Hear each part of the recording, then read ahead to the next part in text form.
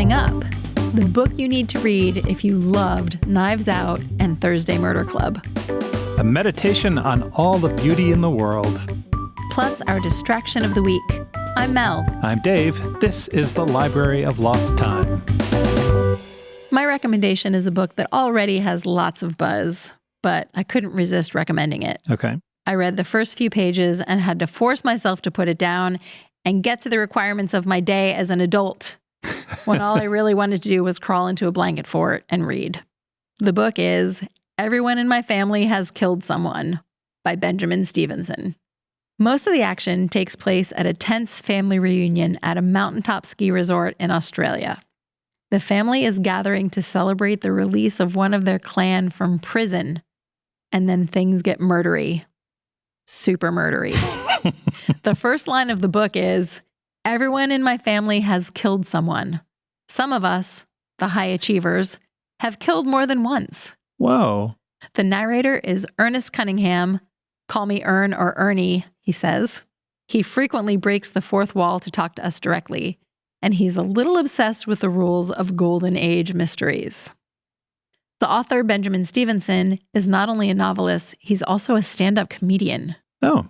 He said in an interview that he wanted to write something fun after the turmoil of the last few years. His previous books were very gritty crime stories, so he decided to write something that's a joyous escape, even though it's murdery. Right. The book has been described as Agatha Christie and Arthur Conan Doyle meet Knives Out and the Thursday Murder Club. It's already been picked up by HBO to be developed as a limited series. We're going on a trip in March, and this is the first book I'll be reading as soon as my butt hits the airplane seat.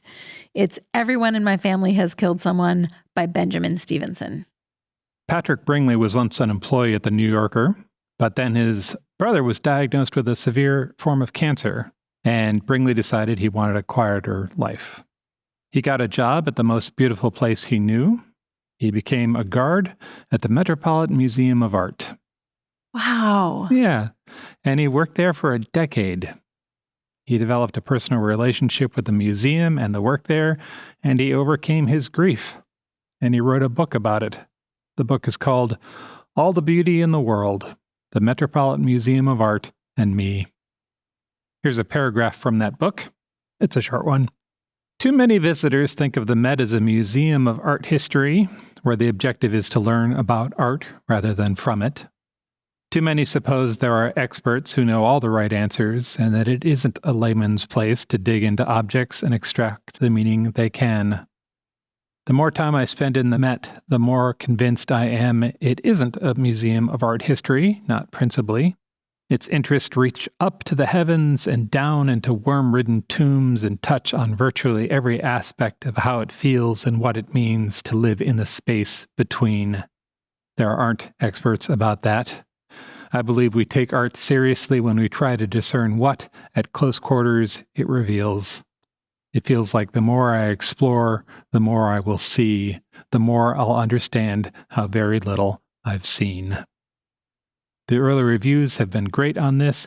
It's Patrick Bringley, All the Beauty in the World. Also, if you like this book, you can tour the Met with the author. We'll put a link in the notes.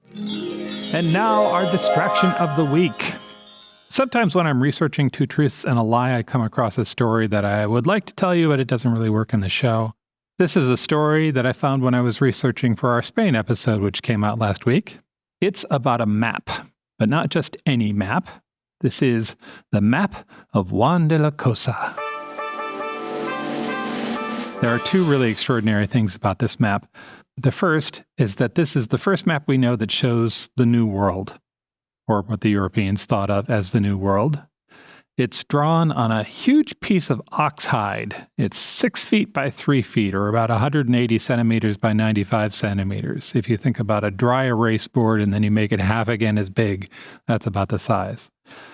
On the right side is a map of the Old World and the Atlantic. On the left are the Americas, North and South, and the islands of Cuba and Puerto Rico.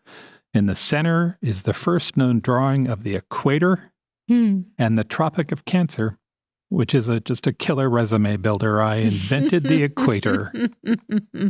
In a little box on the right side of the ox skin, it says in Spanish, Juan de la Cosa made this map in the port of Santa Maria in the year 1500. Juan de la Cosa was a friend of Columbus. He was the owner of the Santa Maria and went with Columbus on his first 2 trips to the West Indies.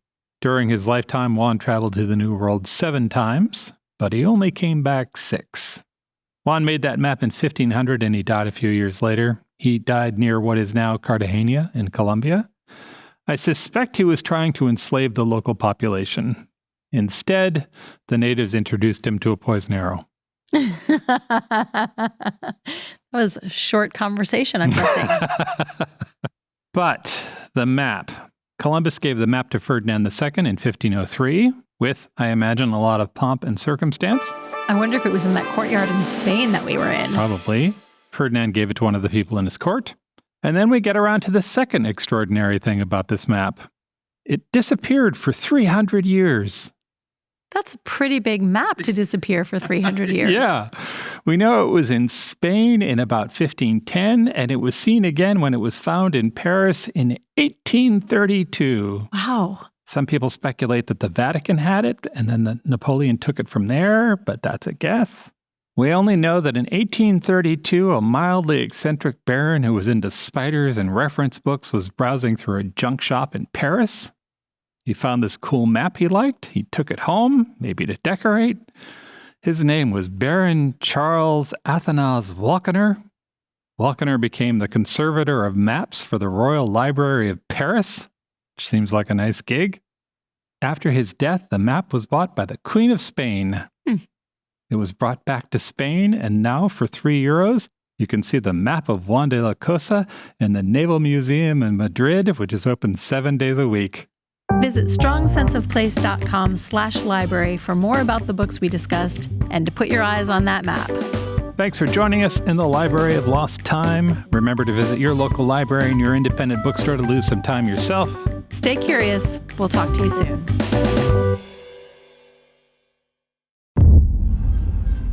Welcome to Gotham, Jimmy. It's not as bad as it looks. DC and Realm present. Our vigilante, or Batman as he's called, possesses extraordinary physical skill.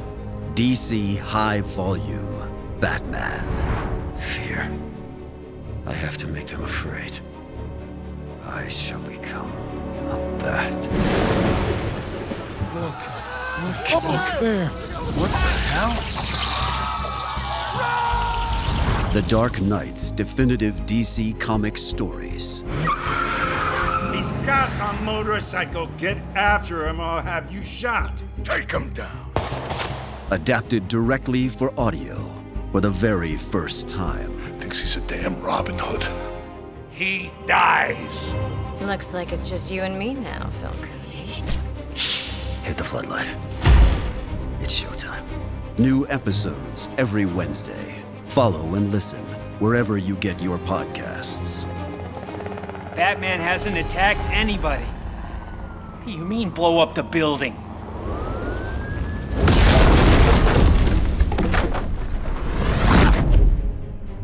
From this moment on, none of you are safe. DC High Volume Batman. Available now.